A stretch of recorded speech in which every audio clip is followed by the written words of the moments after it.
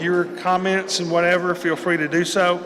Let's look at the handout entitled Loss, L-O-S-S.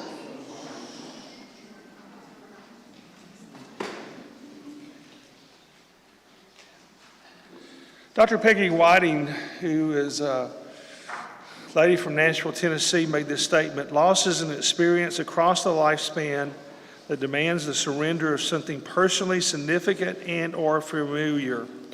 A lot of times when we think about loss and grief, we think about it only through the situation of the loss of a physical being. But there's a lot of other things in life besides death that we may grieve about that's going to cause feelings of grief within our lives. So just for a little while, I want us to think about that and then go from there to the emotions of grief. What are some things besides death that is a loss to us that we grieve about? Name some.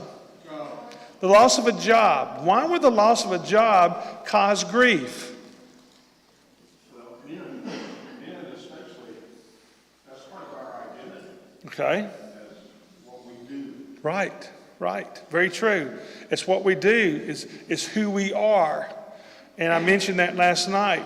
That person who's a type A personality that has, always been involved with people and giving commands and whatever. When they retire, if they don't come back and find something significant to fill their void in their life, there have been studies that show that in less than 2 years they're going to die because at retirement, you're who you are at home, but you may not be the colonel, or you may not be the CEO or whatever. And if you don't feel that with something, then that can just really affect you. So yes, the loss of it. Male or female, if you have been fired from a job, it's a blow to how you feel about yourself. You have been devalued. Very true. Even if you were laid off with a company that couldn't keep you. Very true. The loss through being let go or being fired can certainly do that. But also think about that when you come home. There's less finances. That's going to impact your wife. It's going to impact your children. That's going to impact plans. All those things. Yes, ma'am. Yes, your loss of health and the independence that goes with it. What don't hurt don't work. That statement you've heard before. But yeah, whenever you're not able to do the things that once you did and have to rely on others, then that can affect your emotions. That can affect your mind. That can affect the people around you. All those type of things. And so that certainly is a loss that causes grief. What else? Divorce. Someone said that divorce is a living death. And there may be some truth to that. If a person has, done the best that they can until death do us part, we're going to remain faithful and true. And then someone chooses not to do that, then that is a grief, that is a hurt, and it can cause all kinds of issues, not just for you, but also for your children or grandchildren. And so it certainly impacts you.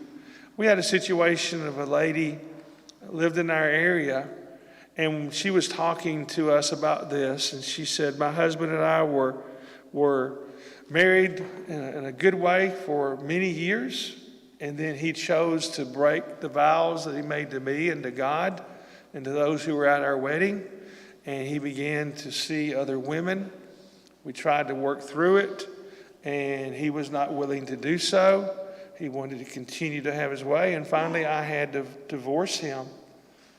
But she said, the sad fact is that he is living in the same city that I'm living in. And so the places that we like to go frequent and eat at, I can no longer go because when I go, he's there with her. And he says, I feel like a slave in my own city. And that was really sad, but that's the way she felt about it. because of that. Another lady made a comment to my brother and said, I don't mean this the wrong way, but I would love to be able to visit my ex in the cemetery. Now, her point was, I'm not going to take his life, but it would be much easier if I could go and visit with him there as opposed to where he is and what he's doing and the desecration of our lives together and the impact that it has on our children and grandchildren. Yes, divorce is a living death, and that really, really makes it hard on people, and it makes it really hard on families. Typically, in a marriage, there may be the good, there may be the not so good, and there may be the ugly in situations. And so when a person chooses or a person has to divorce their loved one, they are recounting all those years of the good and the not so good and the terrible. And so they're grieving the good because this may be the father of your children. And this may have been a man that provided for you and your family in a good, positive way for many, many years. So there was some good in it. This may have been someone who, was active in church and taught people, the ways of God in the years past and whatever. Only then to turn and to make choices that are against God's word and against the commitment that they made to you as a mate and all the terrible things that go along with it. So yes, there is a great grief that goes along with divorce. And we've had people come to our classes just for that very reason. Not over a physical death, but just the death of that marriage and all the ramifications of that. Any thoughts or any more comments about that one before we move to another one? I think we all understand that, and we should all be kind and understanding and not judgmental in those situations. We certainly know what the scriptures say about marriage, divorce, and remarriage. At the same time, we also need to make sure that we try to show our love and compassion to those people who may have been faithful and true to God and faithful and true to their vows, and yet still that other person chooses to do something and they end up divorcing, but they were doing the very best that they can, and that we treat them with the love and dignity that they have because it's sad enough already. Other losses besides death that we grieve about. Stuff, is it storm or fire? Yes. Lost of a home because of storms or fires, very much so. That can be very devastating.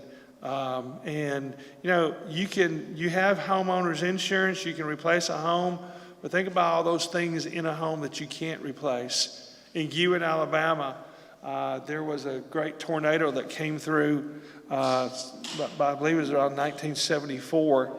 Killed about 16 people, and one of the elders' wives was telling me that some of the artwork that their daughter had done was found 250 miles away, that the storm had taken it and blown it that far, happened to have an address on it, and somebody mailed it back to them.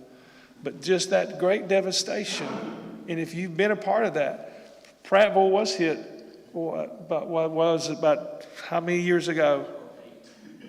How many? 08, yes. I thought I heard that, yes.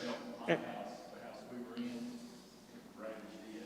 Yeah. But one thing that came out of it, found a book in the backyard, gone in the wind. Oh, okay. Well, that's some good out of bad, okay. That's interesting.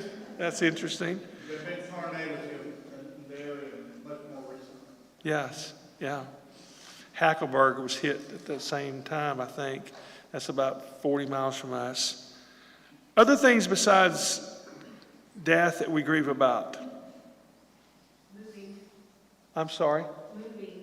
Moving. Yes, moving. One lady said, I don't mind moving as long as I can take my bank and my grocery store with me. Because I know where the P's are, and they don't have to ask me to see all this identification. They know me by name. Yeah, there's a lot to be said for that. That certainly is true. And so, yes, ma'am. I've moved 37 times when I moved to Pratt. You moved how many times? 37 times. One of the most dramatic things that you go through. Wow. Yes. Yes.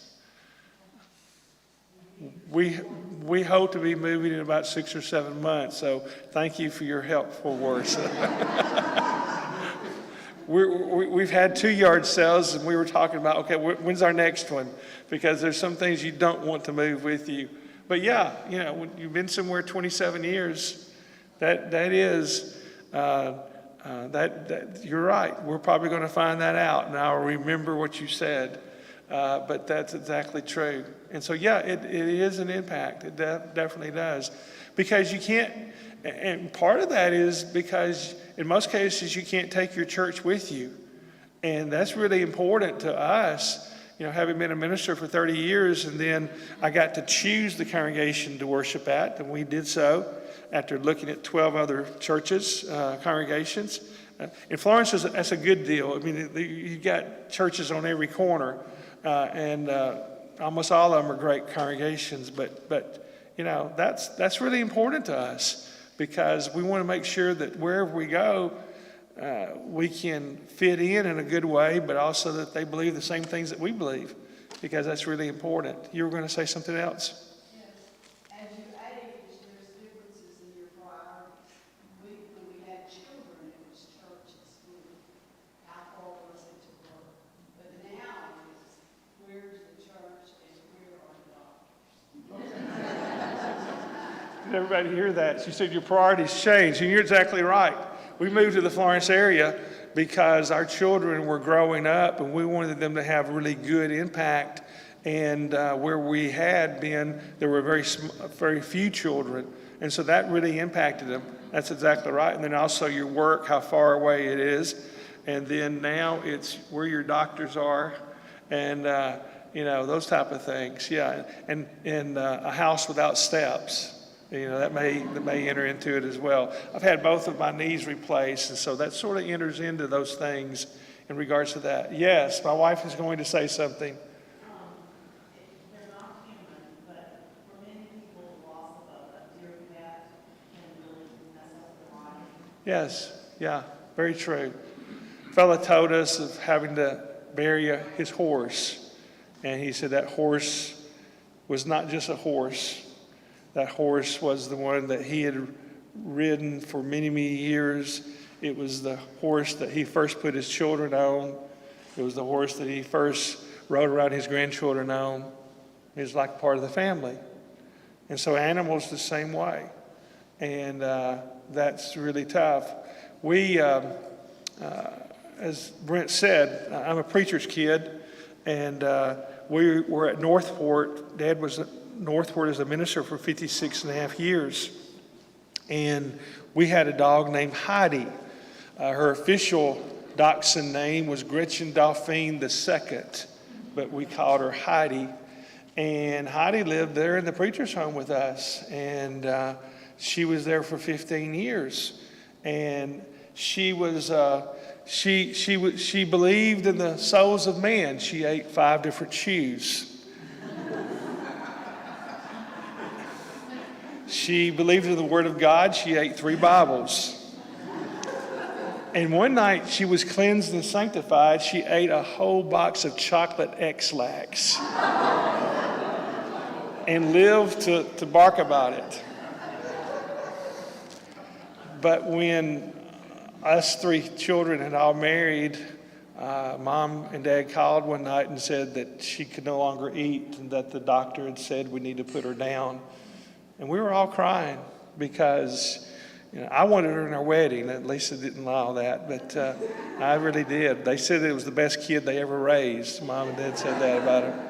So yeah, animals are very important, especially if they were given to you by the loved one that has since died.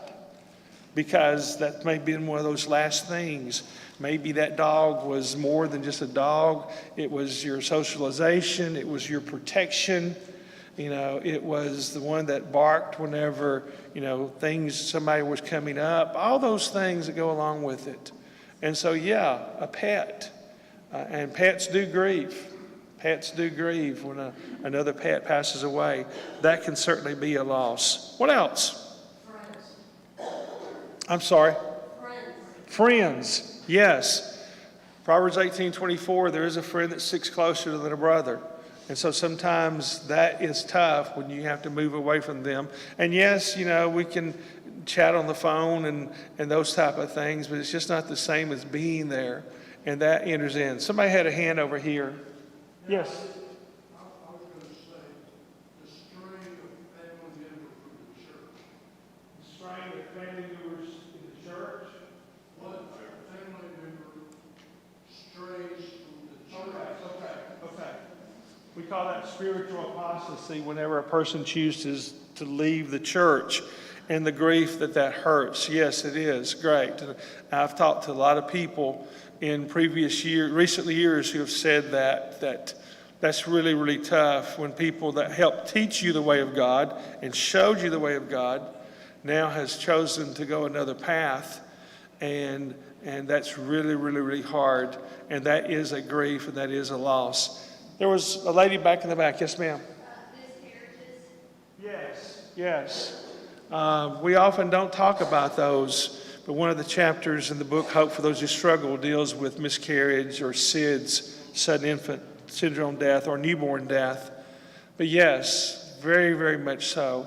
When a family has so desired to have that child and then they're expecting, and parents and grandparents, and it may be the first one, and they're so caught up in that, and then something happens. We don't even, again, often announce it, but yes, that is really, really tough. And I have family members who have dealt with that. And sadly, a situation where they had lost their second child through miscarriage, and they had to do the female surgery that they often do in cases like that. And as the person was there with the doctor was about to leave the room, and the wife was still groggy. And he said, the way I look at this, no pain, no gain. How terrible it would be that he would have said something like that. And yet those were his words to that hurting couple. No pain, no gain. And we can be really, we have to be really careful about what we say concerning folks. Somebody can, I've heard people say, well, you can have another one, but that doesn't replace the one that we had. And so, that was a child born in the image of God, created in love. If they have a being, and we certainly believe they do, then one day you'll be able to meet them in a better place. But that doesn't help now. And so we had to really, really be careful. And like I said, in Hope, the Hope book, there's chapters that deal with those kind of losses. Somebody else had a hand up. Yes? Future desires or goals. Future desires and goals. Very true. Maybe that an injury chooses that, or maybe there may be an illness that goes along with it. Maybe a person's about to branch out on a great career, and then a parent has something serious to happen, and they just have to put off their goals to take care of them. All kinds of things like that can certainly enter into it and can cause that kind of loss. Here's one that perhaps you might not think about unless you're older: the loss of children because of the empty nest.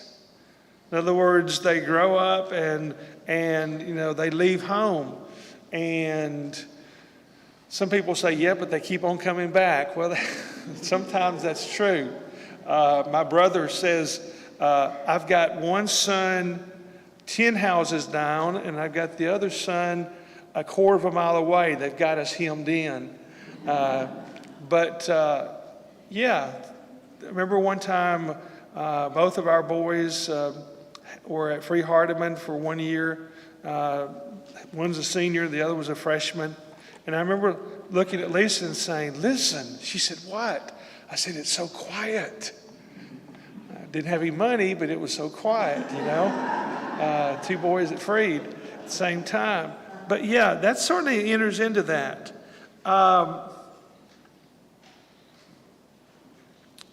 Maybe the loss of home because of elderly needs.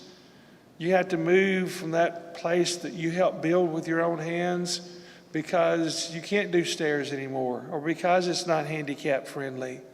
There's too many steps. Those can be tough losses. Let me give you a few more. The loss of a limb, maybe an arm or a leg. That certainly can be a loss. The loss because of infertility, sort of going along with the idea of miscarriage. The loss of security. A lot of times, widows will begin to show those concerns because they're entering a home without anyone in it. And I've known situations where good church people have gone home with a widow, especially maybe in those early times, and walked through the house just to make sure there's nobody there so that they can feel secure because of that concern in that regard. The loss because of sexual abuse. 70% of foster care children are abused in one way or another. And a lot of our children have had to deal with those terrible situations. And so that's something that stays with them for a long, long time. Or it could be even in a marital situation where those things can happen. The loss because of separation by war. We did a workshop up in Clarksville, Tennessee, and Fort Campbell is real close to that. And they were telling us that every tour of duty the family has to go through where they sign all those papers in the event that they don't come back. And if that happens, where the personal effects are sent and who do you call first. And so every time that there's a tour of duty, those soldiers and their families have to deal with the prospect that he or she may not be coming back. And it's just that grief because, you know, you're so grateful and hopeful that they're going to be coming back, but that can certainly enter into it. There can be the loss because of the missing person without any closure. You know, the body can't be found or there is no body. And those things are certainly part of it. Well, we see all of those. Any others that you can think of that we haven't mentioned? The loss of what? Loss of family due to death, grieving. Okay, loss of family due to a death. Due to death, loss of divorce. They used to be your family, no longer your family. Okay, good point. The loss because of divorce or because of the death of someone. I remember a situation where we had some children there at the home, and the father's girlfriend. So the father and mother were still legally married, but the father had his girlfriend, the mom had her boyfriend, and the father's girlfriend's mother died. And I remember our children there at the home saying, was that my grandmother or not? Because they couldn't figure that one out. And yet there was grief, there were some feelings that was going with it because they didn't that's one of those disenfranchised kind of losses. You don't really be able to acknowledge that. But we live in a world today that supposedly, you know, mom, dad, and the kids are in the minority in America. So you're seeing more and more of those blended families or those type of mixed families where you're going to see more and more of that. And so, yes, you're exactly right. Not someone that you're blood kin to, but because of other situations, there is a connection and you feel that. The point is, all these and others that we could talk about, there is grief because love plus loss equals grief. Even though we may not readily understand that, and it's not just the death of a person, it can be the death of so many others. Now let's look at the next one, grief Grief. Grief is an individual experience, generally a painful feeling of sadness that usually follows an actual loss or precedes an anticipatory loss. What I want us to do is just for a moment, think about the emotions of grief by using these 5 letters, Grief, to think about some things that in life we grieve about that coincide with those words. And so first of all, I'm going to give you the first one. G stands for the letter God. God is certainly a part of our grief. He showed us his son, who is a man of sorrows, that lived with grief. And so certainly God is a part of our grief. And that's why he says, to be concerned about our grief. And we see that in so many stories in the Bible. And so God is certainly a part of our grief. What other words in the letter, beginning with the letter G, can you think of that describe what grief is? Another word, letter G. Grave. Okay, and we can look at it in 2 different ways, where we're talking about the cemetery, the grave, or whether it's something serious. That certainly would be a part of it. Another word. Gone. Sometimes that's a euphemistic phrase that we use to say they're gone. Now, when we're talking to children, we need to be careful about what we say, but we need to say it in such a way so that they understand that a person has died. Because, passed away may not mean a lot to them, right? That's an old phrase that's been used. But we need to be really careful about describing them. When we're talking to children about death, we need to only answer what they're asking. Because a teenager is going to be asking more specific questions as opposed to a 6-year-old. But at the same time, we need to make sure that when we're talking to the 6-year-old about a significant death in their family, then we explain to them that that person has died because passed away or gone or isn't here anymore. That can really mess them up. Yes, sir. I've always been uncomfortable with somebody that says, well, they've gone to be with the Lord, they've gone to heaven, because you may have to unteach that at some time in the future. That's a good point. I remember a lady whose brother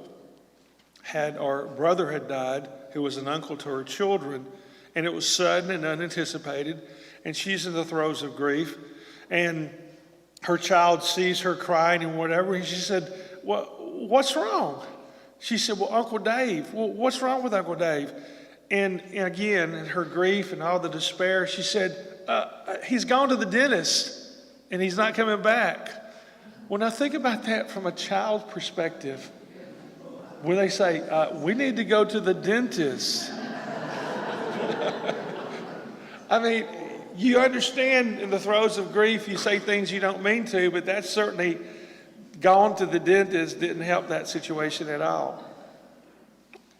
Another G word.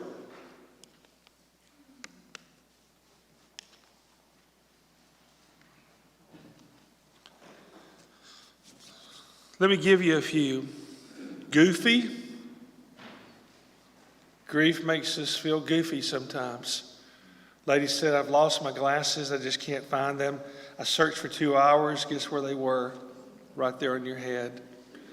A lady called her son. Somebody's tried to break into the house.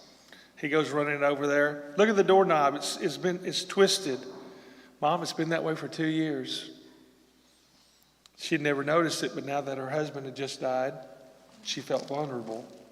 Grief can make us feel goofy. Lady came in. She was a widow. She had gone to the grocery store, which sometimes is tough enough to go alone, buy just for yourself. And she came in, and she had some groceries in her hand. And so rather than stopping in the kitchen, she went back to her bedroom, and she laid them down. And she thought, well, while I'm back here, I'm going to go ahead and pull back the covers. So she went ahead and pulled back the covers. Then went back to the kitchen and began to put things up, and she couldn't find her bacon. She said, I just know the bacon was right there on top of the sack. I just don't understand that. I just know I bought them. But she couldn't find it. A couple hours later, getting ready to go back to bed, I go back to the bedroom, goes back to the bedroom, pulls back the covers, there's her bacon. She said, I'm losing my mind. I'm putting my bacon to bed. No, grief just causes us to be goofy. And sometimes that's going to happen. Guilt, gut-wrenching. There can be other words that gigantic. This lady was going to the grocery store, which again, if you've had children and you've lose children, that's really tough to go back. And a lady came up to the manager and said, there's this lady over there in the cereal aisle, and she's in the floor clutching a box of cereal. I don't know what's going on with her. He said, okay, I'll take care of it. Went over, sure enough, there she is in the floor clutching a box of cereal. He sat down beside her, put his arm around her, and cried with her, because he knew that cereal was the favorite of that child that had died, and this was the first time she'd come back. Sometimes people just need an arm around us. Other words with G that you can think of. Gripping, gratitude. Gratitude that you had that wonderful marriage. Growing. Let's now think about the letter R. Letter R. What are some words that begin with the letter R that deal with grief? Rough. Yeah. Nothing clean about it. It's really hard, regardless of what the loss may be. Rut. One person said, I just feel like I'm in a rut. I'm just doing the same things over and over and over again. Other R words. Rage. Person may really feel a great deal of anger. I suggest to people, regardless of the kind of loss that you have, if you feel a great deal of anger, here are some ways to help with it. First of all, get a tennis racket and have a good pillow and hit that pillow as long as you want to. Don't hit others, but use that to get it out. I've known of ladies who said they raked the yard clean. I mean, almost of the dirt, because they were just trying to work out their feelings of frustration. Or go to these yard sales where you can buy 10-cent glass items and then follow the instructions. Go to a dumpster, open the dumpster, and then just throw that glass inside the dumpster, not outside. That might get you in trouble, but just do something like that. If you have to get rid of the feelings of frustration and anger that you have, because those are things that really are tough. Other words, real is very real. It's very real. Somebody said something else. Regret. All kinds of regret. Regret you didn't get to say what you wanted to. Regret you were not there when they died. Regret that they were not able to hold the grandchild or the great-grandchild that they so loved and looked forward to. So much regret that a person can have. Rejection. Sometimes people feel that way. They marry for life. Their loved one dies. They remarry. After a period of time, that person discards them through divorce. They feel rejected. And so that's certainly a word that they have to deal with. Remember. All kinds of remembrances that a person have.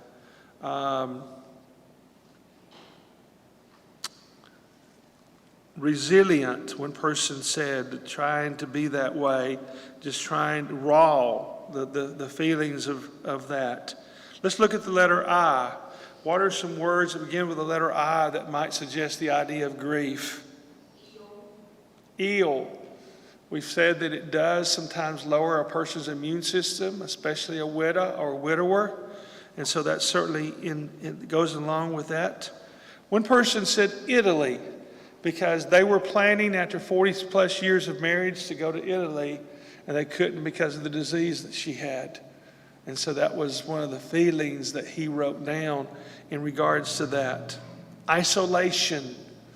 Sometimes without meaning to, we may isolate that person and not include them in things, and so they may feel that way. Other I words. Insecure? Okay, insecure, yes. Very much a part of it, where a person just doesn't feel like things are going like they need to, and making decisions. Maybe the two of you had worked together on making decisions, and that was the person that you bounce ideas off of, and they're no longer here. And so you sort of feel insecure.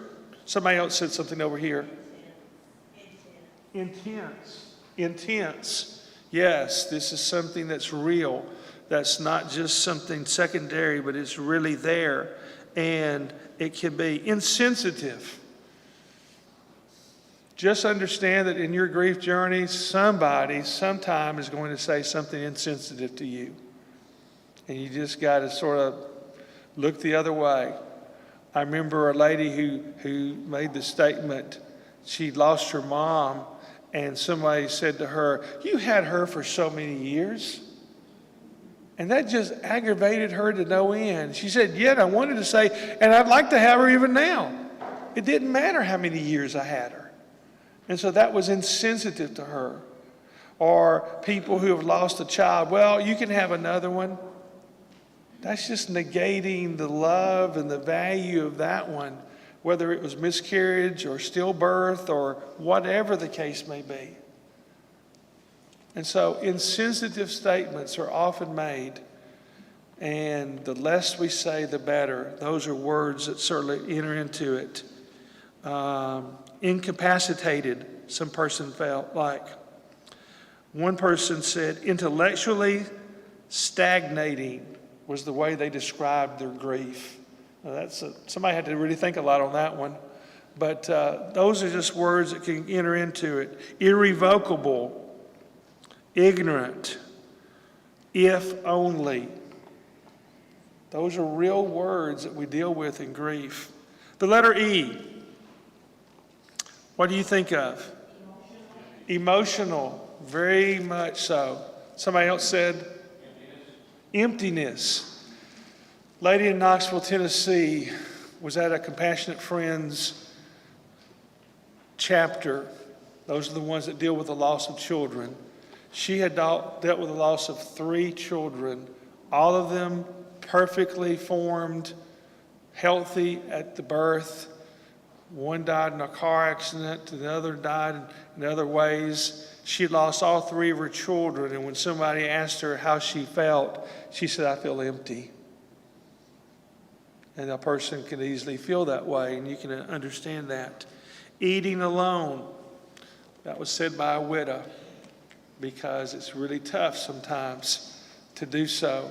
They said, you why buy groceries? Because you can't eat enough of it, unless you find a plate for one. And eating alone can certainly enter into that. Every day, everywhere, somebody talked about their grief being in that manner. Other words beginning of the letter E. Exhaustive or exhausted? Yeah, it can certainly do so. Some people want to sleep all the time. Others talk about not being able to sleep hardly at all. And it can certainly leave you exhausted. Explosive. Things of that nature. Okay, then finally the letter F. Words with the letter F. Okay, all right. Yes.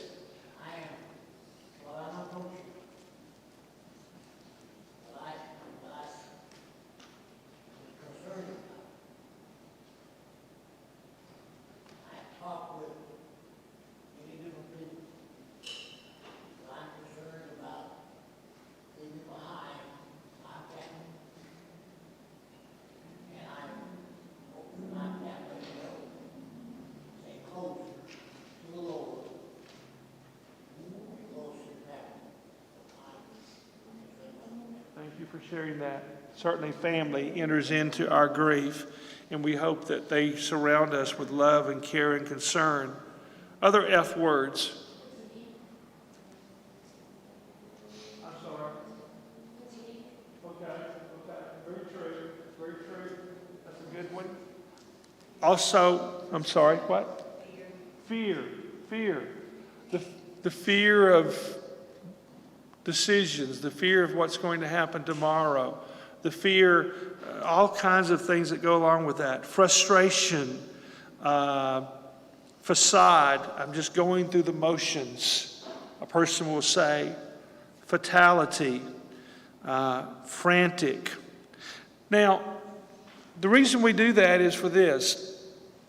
If you were to choose just one of those many words that we've talked about, that grief is gigantic, that grief is real, that grief involves isolation, that grief involves emotions, that grief involves the idea of frustration, that'd be enough. But look at all these and so much more that we could talk about. And so when we're talking about grief, we're talking about the enormity of what it is. And it's not just those 5 emotions, but there's many, many, many more. That ball of emotions, there's just so much more. And so as we think about our grief journey, we have to think about not only the losses besides death that we're dealing with, but also all these emotions that go along with this as well. Now, what we're going to do is take just about a 5 to 7 minute break, and then we're going to come back and talk about your grief room. And so let's do that and then come back and we will get started in just about 5 to 7 minutes.